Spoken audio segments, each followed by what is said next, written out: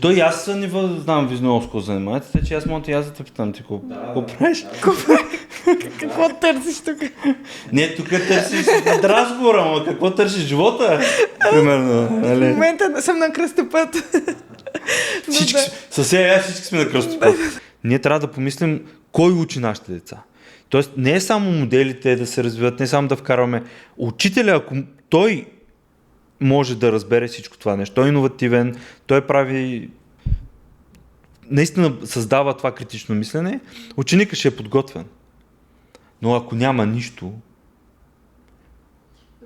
Мене, това, което аз мога да кажа по-скоро на учителите или родителите на учениците, давайте им предизвикателства, които да решат с AI. Каквото ще да е. Ако ще да си направят приложения, да свържат климатика и да правят нещо с него.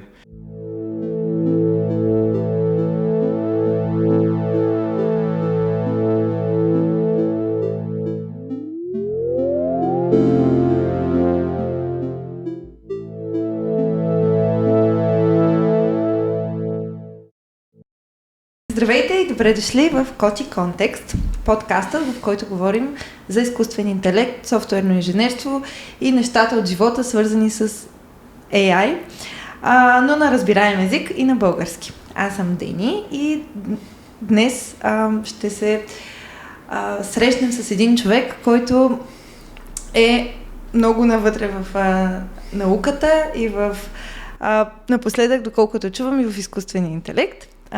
Темата е гореща. Мон току-що публикува визия за изкуствения интелект. Говори се за план за действие, пренаписване на учебни програми и всякакви такива неща. И имаме някой, който е много дълбоко запознат с темата, така че представям ви Петър Теодосиев. Днес сме с него в неговото студио, така че няма да казвам добре дошъл, понеже съм на твоя територия. Но той е главен редактор на списание Българска наука и така основател на един от най-големите български подкасти за наука. Доколкото разбрах, с над 1000 епизода вече. Така че, здравей! Здрасти! Отново. Преди да навлезем в много дълбокото, ти си човек с над 900 епизода. Аз тепърва съм на 3-тия ми епизод. Така че...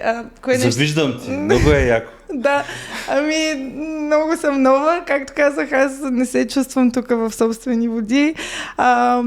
Като на гости с професионалист, така че много се притеснявам. Сигурно ми личи.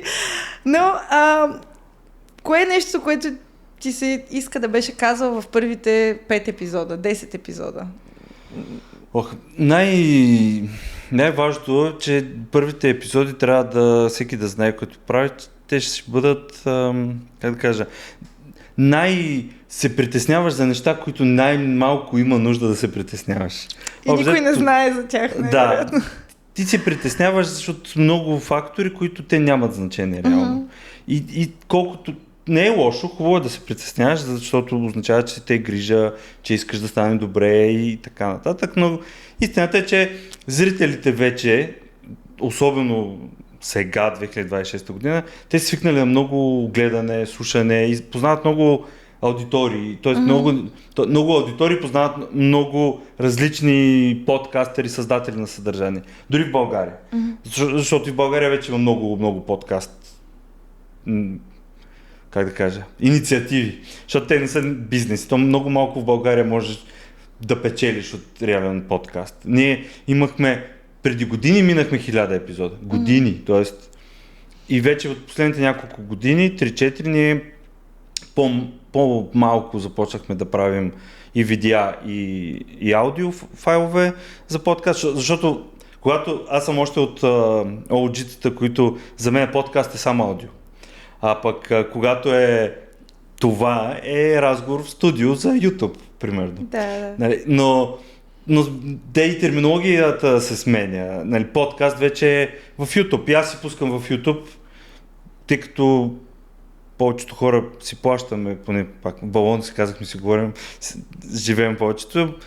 Пускаш си в YouTube, затваряш си екрана и си слушаш, няма И аз го правя. Дали е видео, няма никакво значение. Разговора си го слушаш. Но е интересно, че подкаста и в България продължава и за мен това трябва да продължава. Много е хубаво. Браво, супер, поздравления, благодаря, че правите това нещо. Много, особено за AI. Аз въпреки че се интересувам от темата, моя грешка е, че много често игнорирам България, защото тук точно, както си говорих в предварителния разговор, много по-малко хора се интересуват, знаят, правят и ако не ти е в балона, значи не съществува, значи ги няма тези хора. Ние преди малко се запознахме и решихме да направим този епизод, нали, общо взето.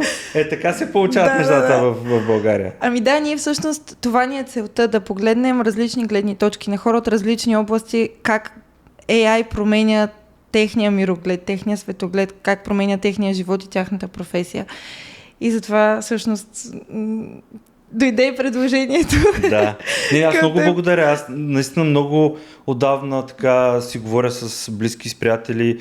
Пиша няколко постове, постоянно даже, в моя си Фейсбук, защото ми е моята си стена за споделяне, свързани с AI и нещата, които стават. И наистина стават много на глобално ниво. Много промени. Западна Европа, Китай, Япония, Сингапур, какви ли не развити държави, те променят дори образователните си програми вече не за година, ами за месеци. Дори Китай вкара, скоро четох, в детската градина вече ще се учи AI. В детската градина. Те може би няма да го учат в нашата представа да вляза и да правя промптове, но могат да учат представата точно за това как да се справят тези промптове. Чрез Лего, но сглобяваш нещо, което в първи клас вече ще ти е ясна структурата. Да не говорим, че те като станат първи клас, кой знае какво вече ще се е случило. Но те ще имат подготовката. Ние години ни трябват, за да влезе някаква директива или предложение, което Министерството да приеме, пък после да реши кой да го прави, как да го прави и накрая се оказа, че това е било предложение и не е стигнал въобще. И никой нищо не предприема реално в училище или в университет. И всеки самосиндикално си работи. Това ли всъщност липсва на българските училища? По-близък сблъсък с технологиите? Или? Аз мисля, че това не е само в България. Това е много глобален проблем. Примерно, миналата година европейската наука направи AI Act. Един вид закон, и то не е закон, но пак такъв като предложение за сега всичко това нещо, но вече го има. Кое как да работи в света на AI. И примерно всяка една образователна здравеопазване и така нататък институция в Европейския съюз трябва да има и да отговаря на определени условия, свързани с AI. Тоест, ако в една образователна институция някой, да кажем учител, използва AI, те са задължени според този EU AI Act, нали, Европейския съюз акт за изкуствен интелект, те са задължени да имат обучение, формално обучение. И ето сега идва въпрос, колко от учителите, които имат AI или правят нещо по някакъв начин, те може дори да работят с AI и да не знаят, че това е AI. И това най-вероятно може да се случи. е така. Но колко от тях имат формално или неформално обучение?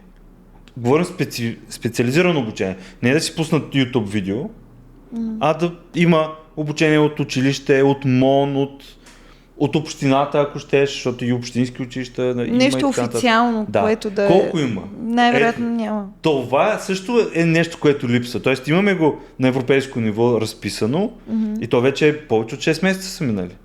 Защото това беше края на миналата година. Да. Ето ти резултат сега в България. Това не е само български проблем, но ние живеем в България. Ние трябва да мислим тук сега, ако аз почна да мисля как е в Щатите, в Китай, в Холандия, нали, няма много смисъл. И това за мен е такъв интересен. Също е здравеопазването. Ние имаме вече на европейско ниво доста такива директиви, пак и под този AI акт, свързани с здравеопазването, какви данни са чувствителни за обработка с AI, какво означава чувствителни данни за здравеопазването. И тук идват и вече учените, защото аз съм говорил с различни учени в сферата, които работят с чувствителни данни и те нямат представа как да работят с AI и да обработвам моите чувствителни данни. Защото аз по закон те са буквално подсъдими, ако вкарат каквото и да е в ChatGPT, Claude и така нататък.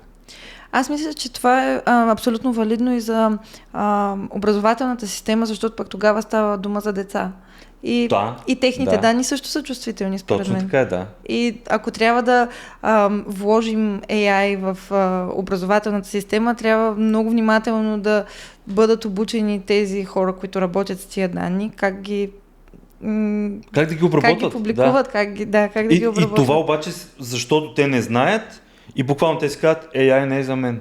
И ето сега как се получава, нали, ние искаме да промотираме хората да разбират AI, да работят, да използват тези всички инструменти и в същия момент, заради липсата на някакво, идваме да кажа елементарно познание, но не е толкова елементарно, но на някакво ниво, което е едно начално, но много важно, фундаментално ниво, което ние като общество вече трябва, или поне здравни работници, учители, преподаватели някъде, трябва да знаят кой модел, по какъв начин да се използва, как да се използват за чувствителни данни, как да се изчистват чувствителните данни, защото това също можем да го направим. Изчистваме чувствителните данни и работим и получаваме пак важната информация.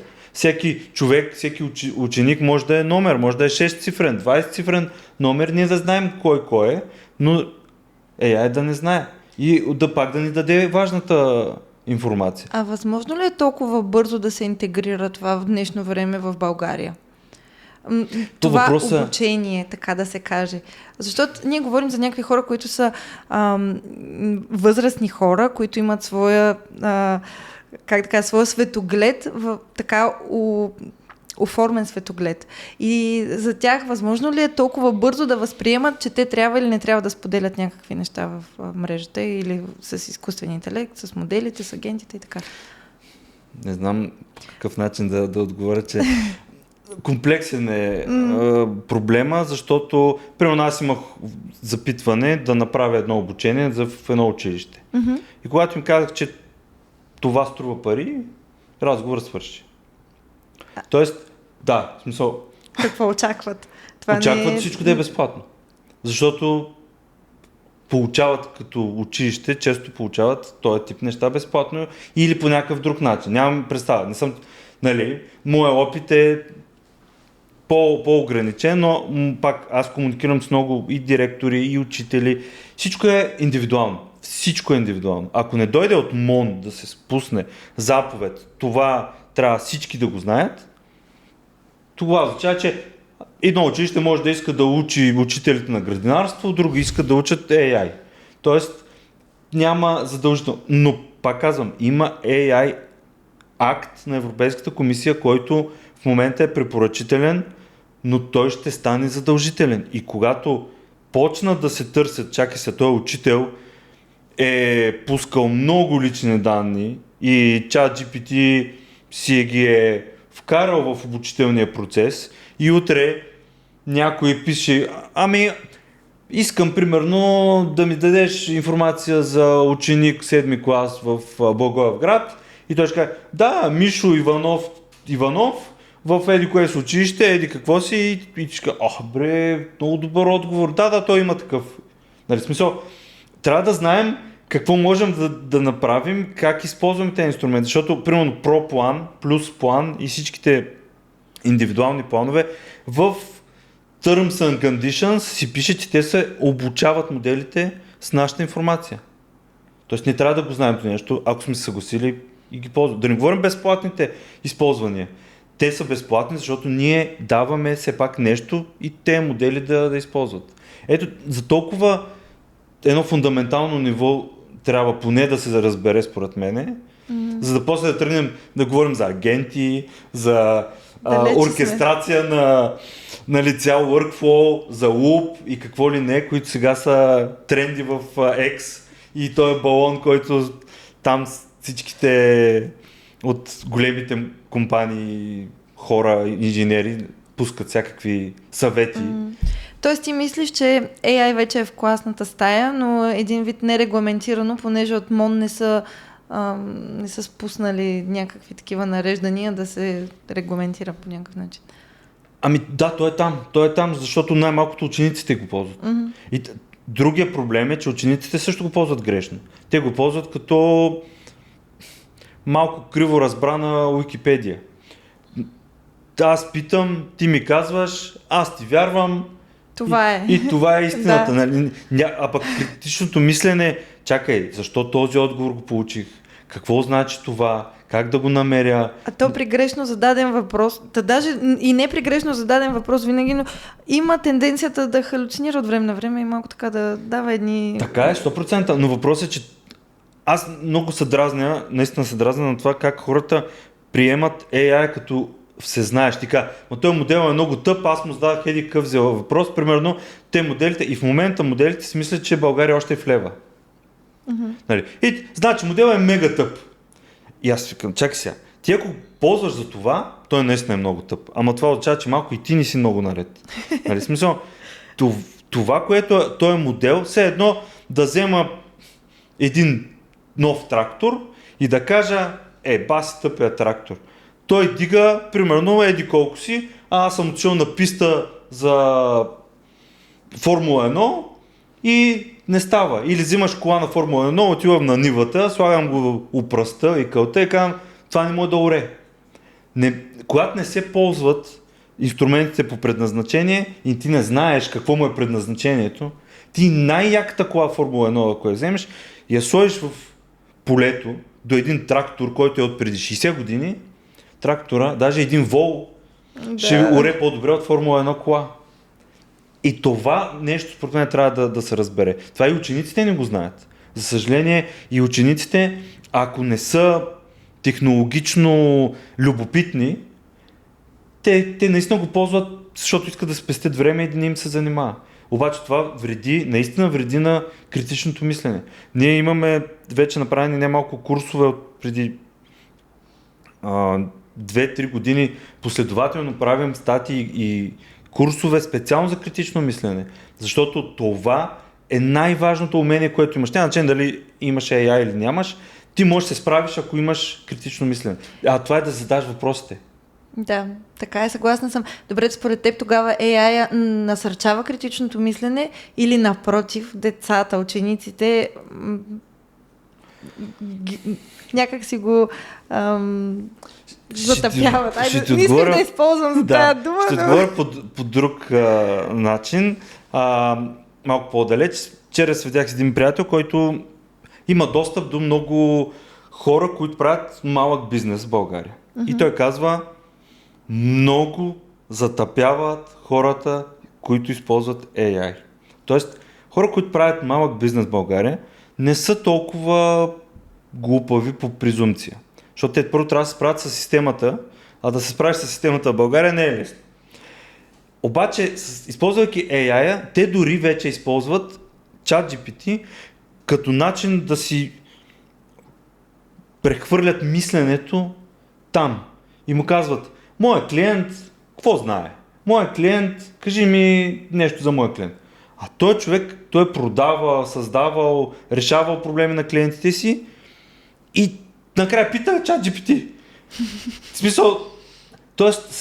щом такива хора започват да използват по този начин и стават по-глупави, какво означава за учениците, които не са научени да мислят критично те въобще и да учат? Те са почвали да мислят критично. Да. И това е много опасно, защото те делегират ли си от малки, те дори няма да знаят какво означава аз да мисля сам. Ето това според мен е най-опасното, защото ние ако им оставим да делегират мисленето си някъде другаде и те да седят тук. Преди една седмица, когато пуснаха ChatGPT Soul, пуснаха и Voice модела си новия. Той е много по-добър от предния. Те вече сега ще си говорят. Той вече ще спрат и да пишат. Тоест, вече спряхме да пишем на ръка, сега ще спрем да пишем на клавиатурата. Което означава, че няма да мисля какво пиша и как го пиша, аз само ще диктувам. И това вече се случва. Нали, всичко това, което аз го казвам, не е бъдеще време. Това вече е сегашно време. И сега като записваме юли, след месец и половина, 2 май станаха, сме началото на учебната година. Колко хора вече започват да използват AI така в ежедневието си и в началото на учебната година направо ще са си делегирали вече там мисленето. Ако учителя не използва AI, за да ги накара да мисли, защото може да бъде много добър инструмент за критично мислене, за създаване, за точно това, което казваш, да помага ученика да мисли. Но въпросът е, той е като и преди AI. Има глупави ученици и умни ученици. И добри учители и лоши учители. Как обаче AI ще е усилвател? То буквално е усилвател. Както беше социалните мрежи бяха усилвател на общественото мнение и въобще хората как се виждат, това е усилвател на мога ли да мисля или не мога да мисля. Добре, мислиш ли, че тогава формата на оценяване, есета, домашни, въобще тотално излиза от полезрението? Задачи за решаване и всякакви такива... Не, аз мисля, че AI може да бъде много добър учител.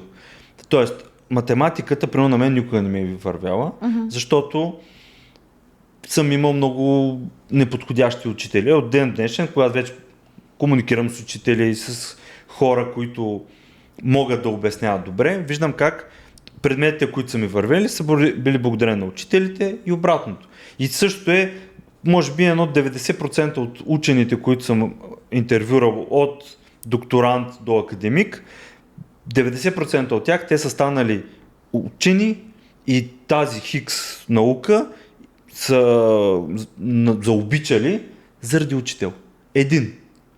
Един учител е променил живота на този и така нататък. И аз съм имала такива учители. Съответно, дори такива, заради които аз в момента съм станала това, което съм, защото аз си мислех, че харесвам нещо, но се оказа, че съм добра в нещо тотално различно. Да, но учителя е този, който може да те разбере по-добре. Да, така е, съгласна съм. И не да те смачка, защото той може и да те смачка. Може. Но може и да те ти бутне. даде крила. Да. Моя опит е обратния. Моя опит в образованието първите 12 години не е много положителен, но аз съм взел много от това. Аз прекарах повече време в библиотеката, отколкото в училище. Мене училището ме изплю, издъвка и изплю и аз не ходих в училище. Буквално не ходих на училище, ходих в библиотеката. Но аз имах любопитството. Нямаше кой да ми даде елементарни неща. Ако имах тогава този AI, който сега имах, аз това завиждам страшно много на учениците в момента. Защото те имат възможността да получат всичко, за което си мечтаят, само с един достъп, който е елементарно лесно да го получат. Дали те го осъзнават или ти го осъзнаваш, защото не си имал AI, когато си бил ученик? Аз се научих да програмирам 9-ти клас от 2 такива книги, като почнах първо на хартия да пиша код и после PHP го писах на Notepad и си направихме първия сайт BG наука. Аз и брат ми го написахме на PHP и MySQL с Notepad и гледаш от книга. Сега не ти трябва вече да програмираш. Сега трябва да имаш идеята. На мен трябваше от идеята до реализирането да събера пари от закуските за книгата. И 3 месеца събирахме за една книга. 3 месеца. Още 6 месеца, докато прочета и разбера какво има в тая книга. Поне 6 месеца. После още поне 7 месеца, докато напишеш първи прототип. А в момента 7 часа и си направил 3, 4, 5, 6 прототипа. Не 7 месеца по 7 месеца. Така е. Много по-лесно е. Достатъчно е само да имаш идея и е много лесно. Да. А ти мислиш ли, че това те е научило на търпение? Може би да. Може би на търпение. Но то не е най-големият добродетел, ако ти имаш търпение към всичко. Ти трябва да имаш... За мен търпението в днешно време е много полезно, но то трябва и то да е умерено. Защото моето търпение, това, което ме научи всичко това нещо е, че аз мога да изчакам и няколко години. Но в времето, което живеем, нямаме няколко години. В момента нямаме, да. Затова може би и упоритост трябва. Не само търпение, ами така. Да, сигурно. Въпросът тук за мен е това, което аз мога да кажа по-скоро на учителите или родителите на учениците. Давайте им предизвикателства, които да решат с AI. Каквото ще да е. Ако ще да си направят приложения, да свържат климатика и да го правят нещо с него. Един човек беше хакнал робота си за чистене, за да може, просто иска нещо, не помня всякакъв беше казуса, нещо да прави повече, отколкото прави. И се оказа, че този робот е свързан с целия му квартал, още 100-200 робота и те имат данни, които си развиете някаква китайска фирма. Ето, и човека си казва, опа, тук е интересно. И примерно може да управлява на няколко квартала роботите, включително да види къщите как изглеждат вътре. Да, те имат камери. Може да... И сензора, нали, къде блъска, тук се блъскам, значи тук няма ходя, тук има диван, тук има стълби. Тоест, можем да го направим с код или с ChatGPT.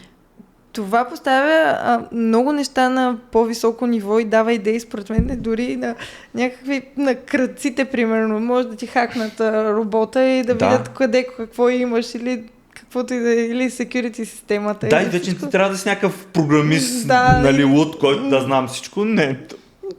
Най-обикновеният човек. Да. Идеята е нужна. Но, айде да кажем сега, това е такъв хумористичен пример, който може да свърши не много хумористично, но може да си направиш неща, които да са ти полезни.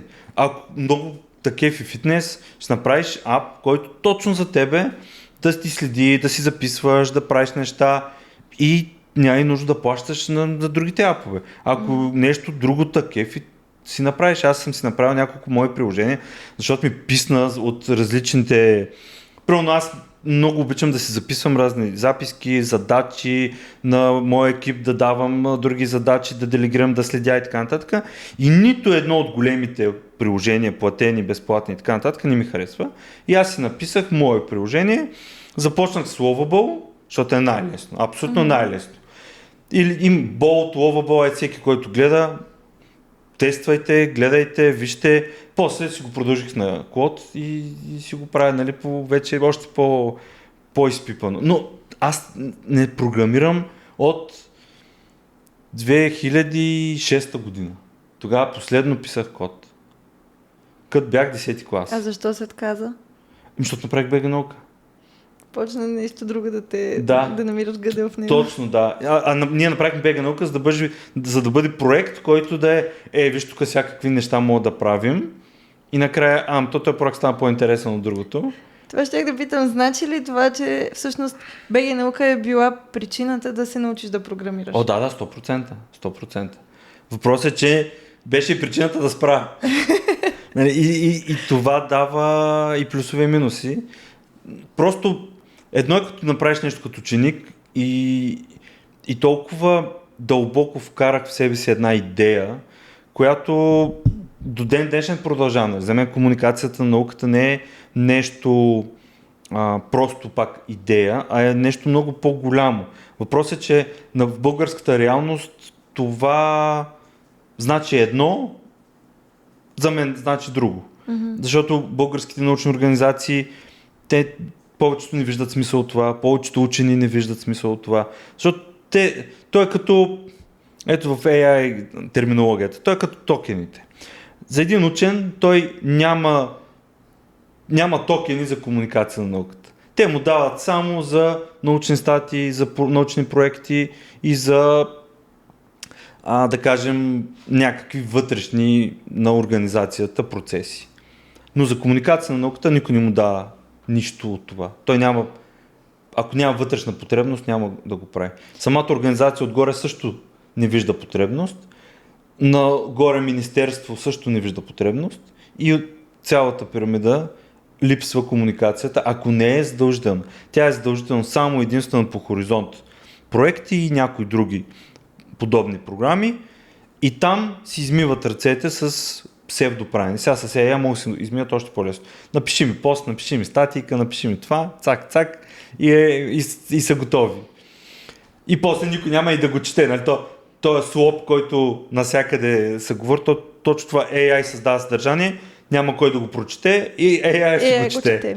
Да. И е това накрая се получава. И ние какво консумираме? Ние ставаме все по-големи консуматори, но какво консумираме? Това е най-интересното нещо. Добре, ако върнем една крачка назад, ти си създал БГ наука, т.е.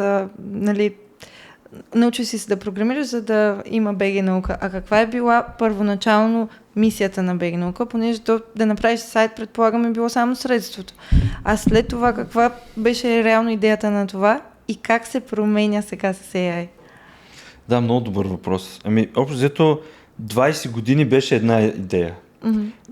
Сега вече с AI нещата много се променят. Да. И създахме БГ наука от нуждата заради това, в училище не получавах това, което имах нужда. Ходих в библиотеката и когато се върна вкъщи, аз си взимах книги пак от библиотеката, на други ден пак се връщах в библиотеката. Прекарахме по 8 часа в библиотеката, защото с брат ми сме близнаци и реално учихме в едно училище, в един клас. И вместо да ходим в училище, ходихме в библиотеката и си взимахме и книги. И си казахме, добре, да сигурно има други хора като нас, които имат нужда такава потребност вътрешна. И си казах, да ще направим сайт, ще пишем статии, така ще се научим да пиша статии, ще се научат повече да знаем езика, т.е. потребността, правейки, ще научавам много други умения. И сега също е с AI. Тези умения тогава, преди 20 години, сега са ми супер полезни. Да се науча правейки и вече да търся полезността, да търся какъв проблем решавам, защото това за мен е най-важното. И с този подкаст какъв проблем решаваме, говорейки всичко това нещо. Някой да си направи някакъв извод, да научи нещо ново, да си каже, добре, $20 не са толкова много, айде ще платя и да почна да правя нещо и аз. А докъде използваш AI в съдържанието си? Слагаш ли чертания къде? За мен винаги най-важното в съдържанието са две неща. Първото е фактологично 100% вярно. Тоест, защото си говорихме за халюцинации преди малко. Това, щом го има, вторият начин е комуникирано разбираемо. Тоест, статията да може да бъде разбрана от който и да е. Няма значение дали си физик, ако пишем за физика да можеш да разбереш. Ако пишем за медицина да можеш да разбереш. И така нататък. Това е основното, тези две правила. Тоест, всичко, което пише да е истина и да има доказателства, линкове, научни статии, цитирания и така нататък, и да може да го разберат хората. И AI го ползвам точно за това. Защото AI много хора няма да са съгласни с мене, повечето няма да са го пробвали за да разберат, но AI познава повечето езици в света по-добре от повечето хора, които говорят езиците. Тоест на български AI, който и да е, Gemini, ChatGPT, Claude, най-вероятно и половината open source модели, знаят български език, граматика, всичко думи, по-добре от 90% от българите. Толкова влезеш в Facebook, ще разбереш, че може и процентът е по-голям. Но това означава, че този модел, който и да е, той може да редактира много бързо и много лесно един текст. Дори книга, ако някой напише, AI може да ти помогне да редактираш. Или да ти помогне да я напишеш като начало. Да, също. Може да ти направя. Аз съм си направил специални такива скилове, които да търсят научни ресурси в научни бази данни. Защото това е малко по-сложно, но вече не е сложно. В смисъл, казвам му, използва този скил и ми намери научни статии, написани преди до 6 месеца, свързани с тая тема. И след 10 минути цял списък с активни линкове и някой ще каже, той си измисля. Моят скил не си измисля. Той ги проверява, той знае, той използва апита и така нататък. И това е. Аз без да програмирам, просто му казвам. Искам скил, който да прави това и това. И казвам ги това неща, защото хората, които слушат, могат и те да си направят нещо полезно. Да, мисля, че има такъв стартъп, даже който още преди LLM-ите, Iris AI, който събира от научни статии информация и я представя. Добре, т.е. може да кажем, че за теб изкуственият интелект не е конкурент един вид, а по-скоро инструмент, нали така? О, да, абсолютно да. Проблема тук идва в консумацията, което казах преди малко. Кой ще консумира всичко това нещо? Тоест ние правим статии, правим списания всеки месец, пишат хора и учени продължават да ни изпращат статии и ние ги публикуваме. Кой ще чете? Това е най-важно. И това е дори преди AI започна тенденцията към намаляне на консумацията на съдържание. Ню Йорк Таймс повече печели от абонамента към игричките. Судоку, кръстословици и така нататък. Ако трябва да съм честна. Да. Примерно Bloomberg печели повече от анализите, които са специализирани за конкретни бизнеси. Тоест, тези, които създаваха съдържание на световно ниво, то се оказа, че аудиторията вътре не използва това съдържание. Монетизацията е някъде другаде. Ето, това е за мен по-сложният въпрос. Сега има най-много книги, които се пишат благодарение на AI. Най-много статии научни се пишат благодарение на AI. И накрая кой ги чете? Пак AI ги чете.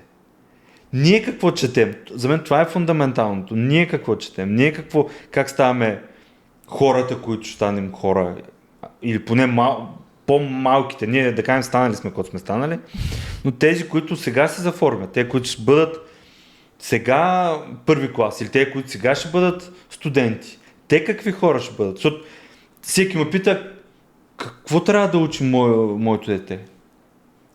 Според мен човешките взаимоотношения ще бъдат най-търсеното нещо и все по-търсено.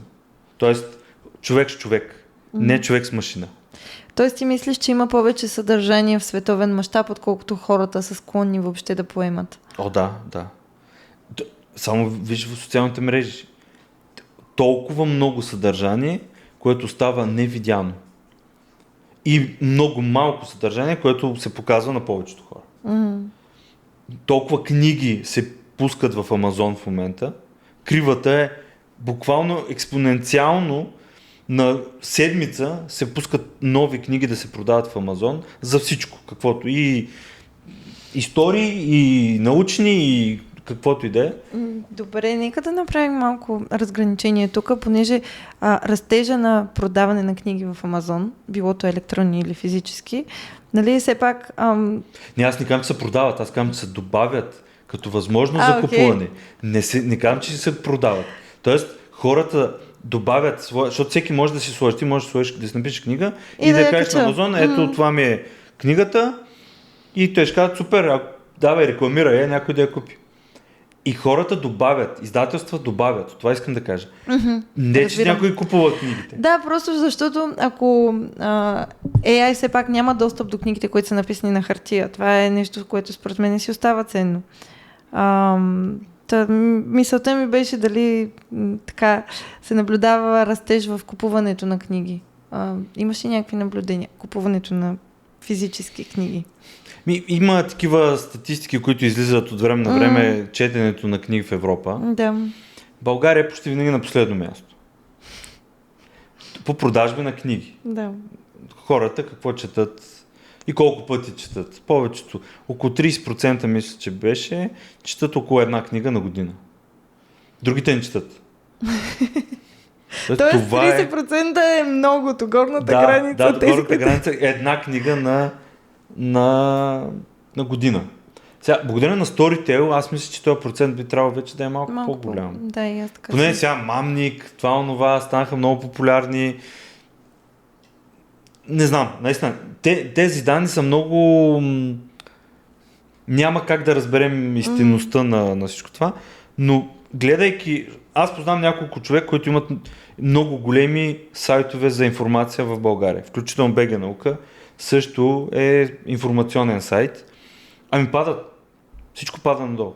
От последните няколко години търсенето на информация пада. Включително още края на миналата година излязаха данни за Google, как ChatGPT по посещение мина в Румъния Google на месечна база.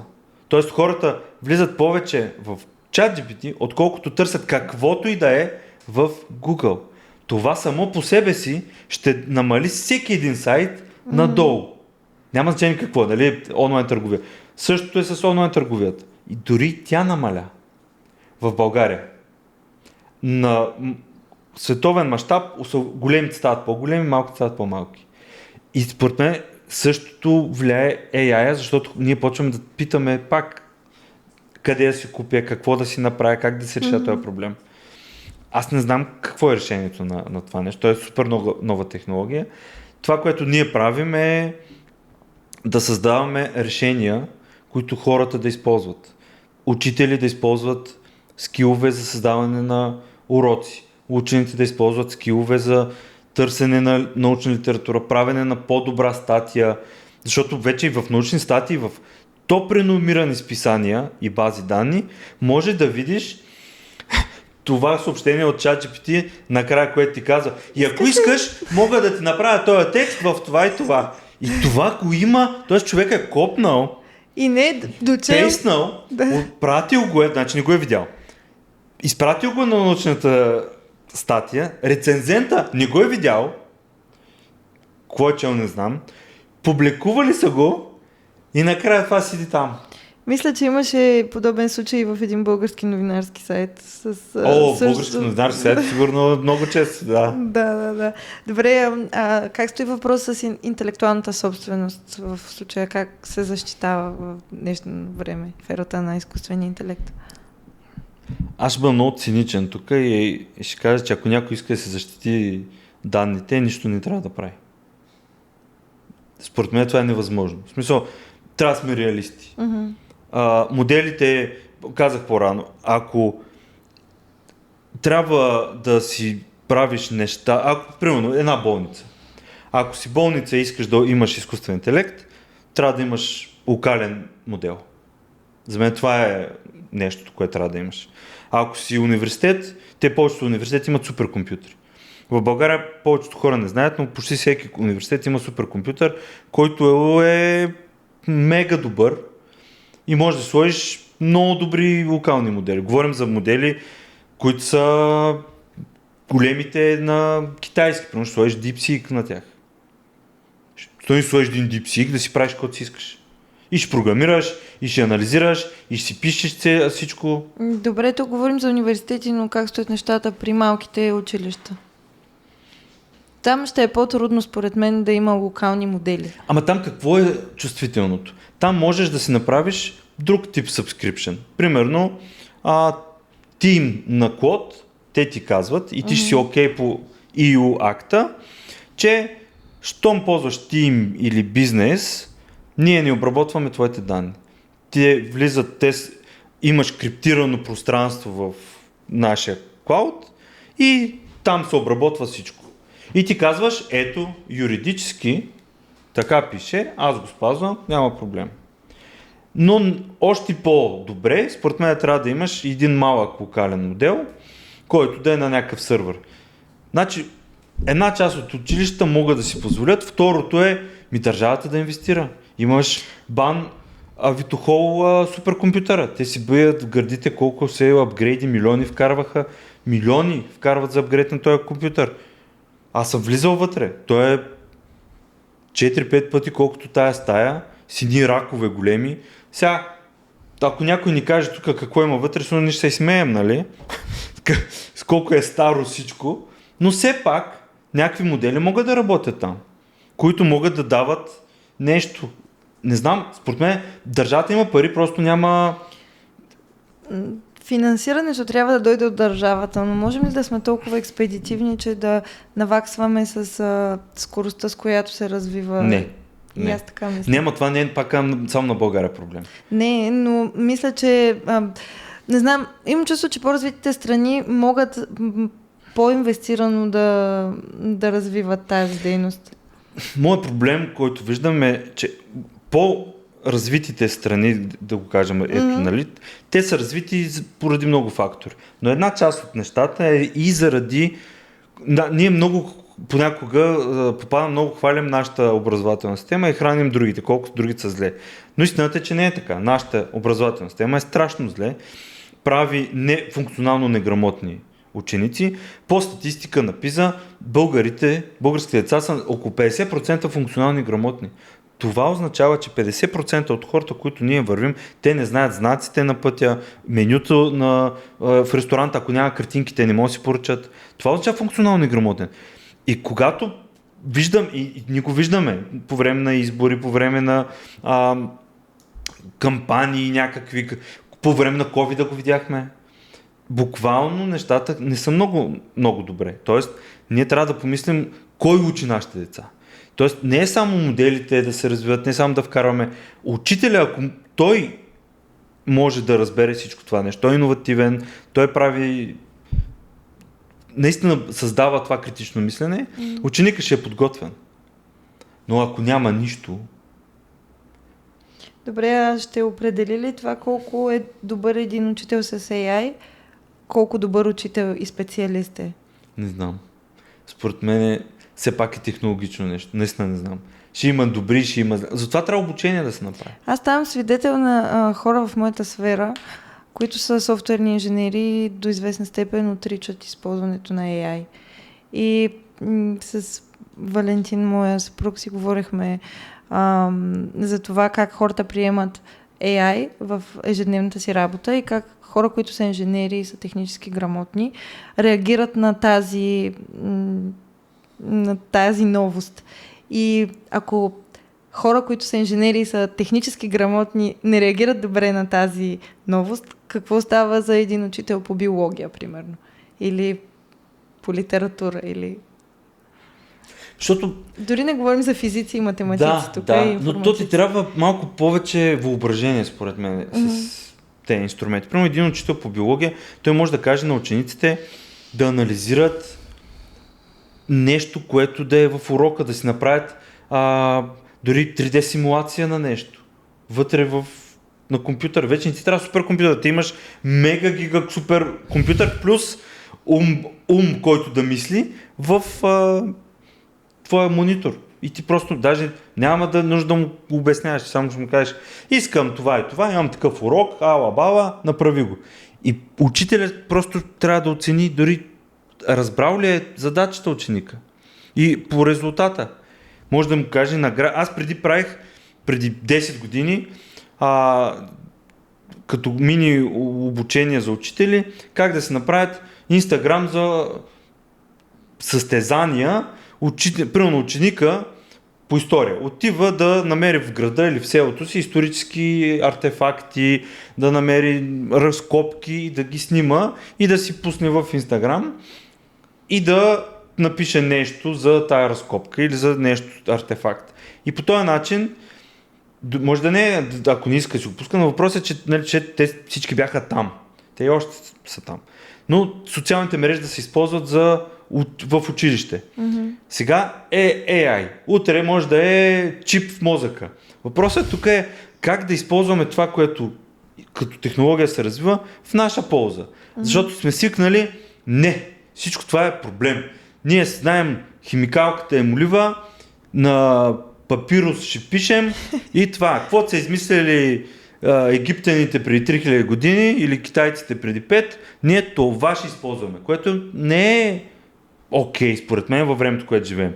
Тая технология не е плюс или минус. Тая технология е в наша полза. И ние трябва да използваме. Все едно пак да ходим да се качим на магарето, защото не искам самолет да използвам. Това не е технология, която аз ще използвам. Аз ще отида до Америка с магаре, после викингите ще са построили един кораб, аз ще го пробвам да видим, ще стигнем ли до Америка, пък ако живеем. В смисъл, ние това ползваме, което за мен не е окей. Добре, и тогава каква става ролята на учителя? Тя се променя в такъв случай. Имаше една книга и там обясняваше, че най-големия минус, в което един ученик не успява да разбере, е умението на ученето. В българското образование това не се учи. Никой не те учи как да учиш. А това е умение. Както умението да чета. Аз не мога да взема една книга да я отворя, ако не мога да чета. Това е уж лесно разбираемо, но ние не се учим как се учи. Това е процес да се прибера вкъщи, примерно, може да не е вкъщи, може в библиотеката, някъде. Какво отварям, как го чета, записвам ли си, как го разбирам текста. Въобще умението да учи, всеки сам се спася. И когато вече се налага ние да учим всеки ден, не на годината нещо ново има, всеки ден има нещо ново, то това вече бъгваме системата и викаме, то не е за мен, защото аз не знам как да го науча. Ти значи не знаеш как да учиш. И мен това ми е най-голям проблем. Защото аз научих как да уча в библиотеката и ми отнеят години наред, всеки ден, години да бъда в библиотеката, за да се науча аз как да уча, защото в училище не успях. И за мен това е фундаменталният проблем. Ние пак стигаме до има учители, те не си вършат работата, имаме ученици, те нищо не знаят. После в университета идват, преди един месец си говорих в вашата сфера, в един университет, преподаватели учат за бъдещите софтуерни инженери да програмират Basic на хартия. Това се случва 2026 година, сега. Преди 10 години моите изпити също бяха на хартия в Техническия университет. Не се е променило нищо, само това да кажа. Това е тъжно. И сега ще задам въпрос. Ще промени ли нещо в Техническия университет? Истината е, че откровено се надявам, но не съм сигурна. Ето ти нещата, т.е. резултата тук, ние тръгваме в обратната посока. Търсим децата да знаят, учителя да знае AI. Той не знае как да ги научи да учат, те не знаят как да учат, а пък когато дойде нещо новото да учат, те не могат да го асимилират. И ние всичките, които сме се събрали, от проба грешка ги правим всички тези неща, защото не е интересно. Ама той, който не му е интересно, се налага, там вече какво правим? Да. Напоследък на все повече хора им се налага и според мен това ще завърти, ще променим до голяма степен динамиката на всички професии. Добре, според тебе AI-а, защото на SAP CEO-то излезе една новина, може да се е видяла, което каза до 30-та година всички програмисти ще бъдат заменени от AI. 300, то е след 5 години, 4 години. Mm-hmm. Това е. Това какво означава? Това са сигурно хиляди хора, които... Само една компания. Ама това не е една компания. Аз като гледаш тези, които правят Anthropic и OpenAI и Gemini и така нататък, вече Google пуска позиции Vibe Coder. $300,000 заплата на година за Vibe Coder. А Vibe Coder даже е нещо от миналата година. Да. То не съществуваше преди, не знаем какво. А хората, които не знаят, това е човек, който създава софтуер или код с промпт, казва на модела, направи ми това и модела го прави. Това е. Да, но имах друго предвид. Имах предвид, че вече е нещо поостаряло леко, защото е от миналата година. Сега вече, 2026 е годината на агентите и тотално вайб кодинга остава малко по-назаден план. Утре ще търсят луп инженеринг. Например. И няма ти трябва никакъв вайб кодър. Луп инженер ми трябва, който тук да прави оркестрация на луп, който вече да надгражда. И това е агент, който прави агенти, които правят агенти, които правят нещо. Mm-hmm. И това е безкрай. А къде остават обикновените програмисти? Знаеш колко програмисти ми казват, искам един ден да отида да си копам на градинката. Мисля, че сигурно там ще останат. И аз съм от тях, ама това е друг въпрос. Въпрос трябва да имаш градинка и какво да ядеш докато си копаш. Точно така, да стигнем до там. Добре, друг въпрос. Как да запалим тогава искрата у младите хора да учат и да търсят и да разбират и да имат критично мислене? Аз мисля, че младите хора са много по... фокусът трябва да бъде там, отколкото учител или някой по-възрастен човек, който е над тях, дори родители. Ученика или детето има интерес. Примерно, Деграйс Тайсън, аз често обичам да цитирам това нещо, което той казва. Деграйс Тайсън е този, който махна 9-та планета от нашата Слънчева система. Как де? Той умен човек каза, че едно дете то по презумпция е учен. Какво означава това? Иска да изследва, да пипа, да гледа, да го разглоби, да го сглоби пак ще го разглоби, пак ще го сглоби, да види нещо, да се щупи, после това щупено може да го оправя. Обаче среща възрастния, който му казва не и накрая то спира да бъде учен. И не дай си Боже му тикне едно устройство пред лицето. Така. И Гледай, му казва, мама, да. тука. Седни на масичката, стой мирен, не се цапай и започва едно гниене. И децата се зомбират и започват това да знаят, да не могат да говорят, да не могат. Той имаше пак един, не помня, пиеса ли беше, разказ ли, български, който една майка отива и казва, детето ми мисля, че има даун или аутист, нещо не е наред на доктора. И доктор казва, ви излезте, аз с детето само ще поговоря да видя. И след половин час извиква майката и вика, то просто не разбира български език, защото гледа видеа от малко, от бебе, гледа само на английски, така че ти му говориш на български, но той не те разбира. Ти трябва да му говориш на език, който ще го разбере. Тоест, нали, това е проблема. Проблема е възрастния, т.е. ние сме проблема. Ние как ще създадем тая представа? И оттам вече пак пирамидата. Ако институция, който е най-високо, има парите, за какво ги дава и за какво не ги дава,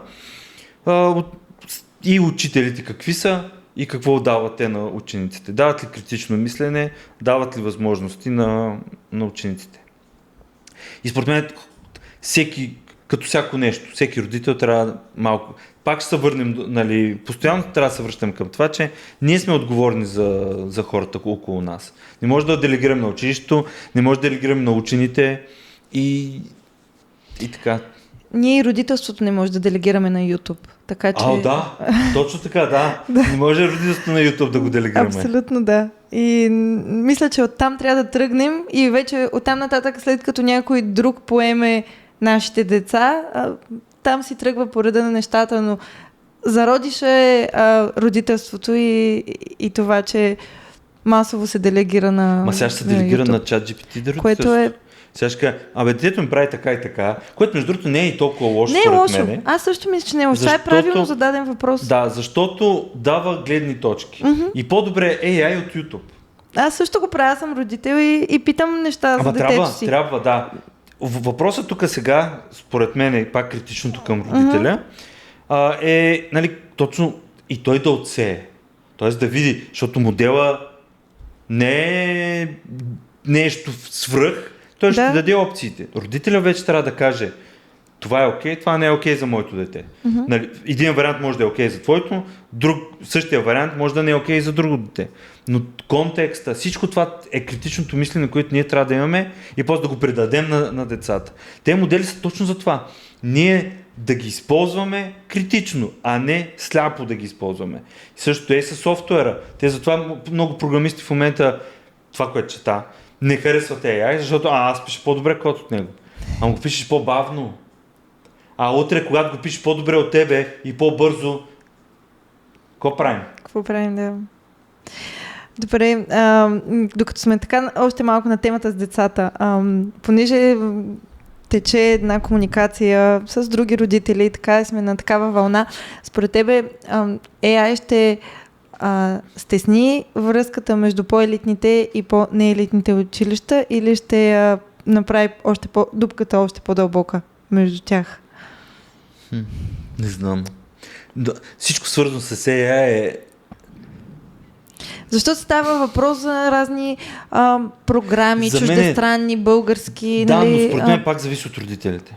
Защото повечето елитни гимназии не са ли, защото родителите искат моето дете да учи в елитна гимназия и накрая това пушване създава малко или много, нали, учителя да бъде по-отговорен, директор да бъде по-отговорен, а пък в по-не, като моя пример, аз, който съм недоволен от образователната система, за мен учителя и директора са били абсолютно не фокусирани да се вършат работата, съвсем нещо друго да правят. Нямам идея, може би нищо не са правили и им е било много удобно да не правят. Въпросът обаче е, ако имаш родители, които търсят сметката на учителя и на директора, тогава имаш резултат.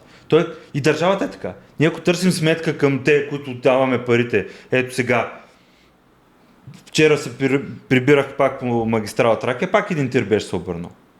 Тоест ние почваме да го получаваме всеки ден, колко търсим сметка, още не търсим. Което е много тъжно, но се случва. Тоест, това е също с AI. Ето, когато пуснаха ChatGPT новия модел, аз следя няколко човека от OpenAI, те на 2 часа писаха общо какво се случва. И долу имаш 1000 коментара, хората какви проблеми имат. И на другия ден, нов апдейт, те чуха хората и пуснаха апдейтите, това оправихме, махнахме 5-часовия лимит, ето, давай, дързайте, тествай, пиши каквото искаш. Но това е компания, която търси мащаб, огромен мащаб и пари. Училището е трябва да е същата система, да търси качество и хората вътре да дават обратна връзка. Защото всичко по този начин трябва да процеди и в държавата. Не знам, тук зависи от хората. Не знам, той е дълъг отговор. Да. Идеята е, че зависи от родителите. Едно училище не го правят за мене толкова учителите, колкото обратната връзка родители, учители, директор. И ако не са доволени от този учител, той може да бъде заменен с по-добър. Той не е някакъв там статуя и не може да я махнеш. Да, според мен родителите трябва да са много активни в целият процес, защото това създава и средата, конкурентната среда и децата също имат повече амбиция по този начин. Да, но и да бутат децата си, т.е. ела да ти помогна. Какъв ти е проблема? А не ме занимавай с твоите домашни, не ме занимавай с твоя проблем и тогава вече детето... според теб на родителите е проблема, че не дават достатъчно обратна връзка или на институцията, училище, там учители, директори, които не я чуват и не я адресират? Според мен има прекалено много променливи в цял... Примерно една позната, която децата ѝ учиха в Белгия и тя каза така: в България съм в едни групи на родителите. И за какво ли не някакви родители, има много време ли имат, повече амбиции някакви родители и пишат яко във Viber за някакви неща. Вика, в училището в Белгия такова нещо беше забранено. Родителя няма такива права, като в България са дадени за училището. Училището е институция отделна, родителя вкъщи се занимава с детето си. Няма право да занимава нищо в училище. Тоест те нямат право да дават дори обратна връзка. Да, има си канал друг. Не като тук Viber ще пише, ще звъня, като приятели, тук ще звъня на всичките в училище. Няма такова нещо. Има си официални канали, официални начини, сигнал ли ще пускаш, предложение ли ще правиш и така нататък. А тук чакай да звъна на учителката. Ало, нали? Тук моето дете е, що така.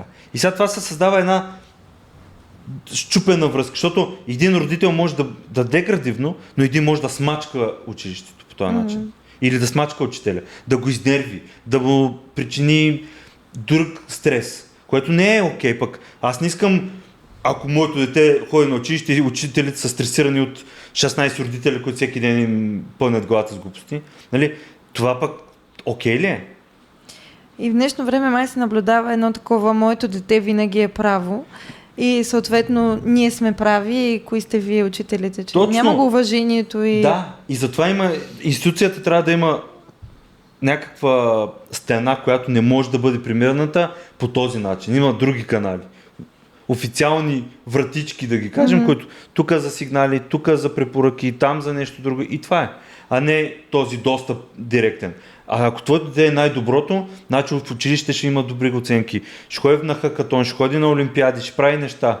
Ако не го прави всичко това нещо, значи не лъжеш. Тоест, има начини да докажеш и начини, които аз си мисля. Той аз може да кажа: моят сайт е най-добрия и да ходя да кажа: моят сайт е най-добрия, искам сега $1 милион в сметката ми. И ти ще кажа: той не е наред, той е смисъл. Да, и по същия начин трябва да се третира такова отношение и в училище.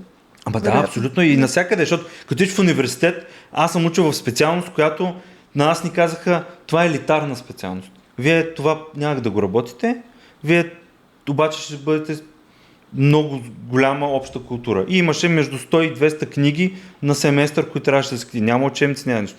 Книги. Извинявай за невежеството. Може ли да кажеш какво си... Културология учих. Много интересно. Културология, да. То няма професия много. Има може би една-две позиции в годината някъде да се отворят. Не, но повечето хора станаха всичко. Имаме програмисти, учители, университетски преподаватели, учени, всичко. Журналисти, защото учиш много неща, правиш. Но, тоест, сега майка ми да ходи и да каже на този професор: сина ми не е чел те 16 книги, обаче ти трябва шестица да му пишеш. В смисъл. Нали, аз дори съм ги чел, ако не съм ги разбрал. Целта не е само да ги прочита, а да ги разбера. Също и трябва да е... И също, пак да се върнем. AI е същото нещо. Ние трябва да го разберем и да знаем как да го използваме. И оттам вече да тръгнем към пак луп, агент, модел, за кое, къде и така нататък. Но то е чисто вече технически. Аз мисля, че ние фундамента ни липсва. И в програмистите, и в образованието, и в науката. Макар че в науката много света много го ползват. Вече има Anthropic, пусна модел специално за учени. ChatGPT направиха OpenAI модели и достъп за учени. Google много години имат за наука специални, сега с Gemini има за наука, DeepMind за Science. Тоест всичко това съществува. Какво правим ние с тази информация? Защото ето, пак как, информация има. Какво правим ние с тази информация? Това е проблема. Пуснаха Anthropic, пусна за учители. Преди 2 дена го пусна. Специално за учители. Цяла програма с скилове, с всичко за учители. Какво правим ние с това нещо? Нали, България, ето, имаме BG ChatGPT, или там, както се казва, имаме Insight, 100 милиона се вкараха. Те правят наука, правят неща, но обратно в образованието имаме ли нещо там? Имаме ли нещо, което да дава стойност на българското образование? Тоест трябва да се завърти някакси колелото и да се върне това нещо обратно в корените. Да, според мен това е начин. Защото моето предвиждане е, че който не се интересува от AI, просто ще изостане. И наистина ще има проблем, една част от хората ще останат без работа, защото и човек с... Пък не AI ще замени хората. Човека, който работи с AI, ще замени хората. Един учен, има и вече такива статии, един учен прави дори на малък локален модел, прави си агенти и те правят експерименти 24/7, той само от време време проверява. Той е по-ефективен от цял институт. За 1 година той може да направи реални експерименти с доказателства повече от една цяла институция. И това не може да кажеш, това не е истина. Той е във всички области и навсякъде. Ето, да. Да, така е. Добре, може би е време горе-долу да се ориентираме вече към приключване, но преди това имаме една така като секция във всеки епизод, в която играем на така наречения бърз огън или кратки въпроси, които получават кратки отговори. Аз съм приготвила малко 3, защото така набързо решихме, че ще ни бъдеш гост в този епизод, така че започваме. Един мит за изкуствения интелект в образованието, който искаш да разбиеш веднъж завинаги. Кратко каза. Не се притеснявай да задълбочиш, знам, че е така примерно най-накратко мита в момента все още е, че не може да се използва за образованието и че лъже. Не лъже и е перфектен да учиш. Значи AI е най-добрият учител, който всеки може от нас да има. Айде, това ще кажа. Прекрасно казано, благодаря. Добре, един епизод от твоя подкаст, който всеки трябва да чуе. Всеки учител трябва да чуе. Всеки учител? Да. Чакай. От 1000, така да ги преробиш в главата си всичките, не знам. Да, аз чуя. Точно с кой точно човек да препоръчам да се чуят.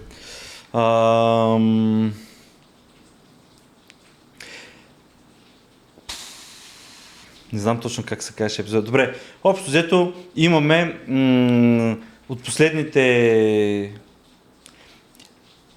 2-3 интервюта точно тук в студиото имаме с няколко учителки, те са такива експерти, едната беше по български език, другата по химия, да си можем направят... да оставим линк в описанието. Ще дам, да. Значи така, чудесно. Ще сложим линк в описанието, за да може да го достъпят бързо и лесно. Добре. И как изглежда след 10 години класната стая според теб? Знаеш, според мен класната стая след 10 години ще изглежда по същия начин, само че няма да има дъска. Ако имаше просто такава като символично нещо, но всички ще... Надявам се да изглежда с по-малко ученици. Насочено повече учители да има за повече ученици. Тоест един учител по-малко ученици, за да може да се фокусира върху индивидуалното. Това ми е надеждата, как ще изглежда. Тоест по-малки класни стаи, не означава по-малко ученици, а по-малки класни стаи. Да, разбирам. Добре, и всъщност, да, това бяха въпросите ми. Много ти благодаря. Може ли да споделиш къде могат хората да те намерят, да подкрепят БГ Наука? Ще сложим линкове. Наука.bg е сайта, най-елементарното нещо, което може да се напише. И във Фейсбук е Българска наука, в YouTube Българска наука. И там може да се гледат всичките документални филми, подкасти, всичко, интервюта, които сме правили, гледали всичко. Прекрасно, благодаря ти много. И аз ти благодаря. Ако епизодът ви е бил интересен и полезен, споделете го поне с един учител. Надявам се да достигнем доколкото се може повече учители, така за да придобият поне визия за това как ще изглежда света в бъдеще. Благодаря ви, че бяхте с нас. Абонирайте се за Коти Контекст и до следващия епизод.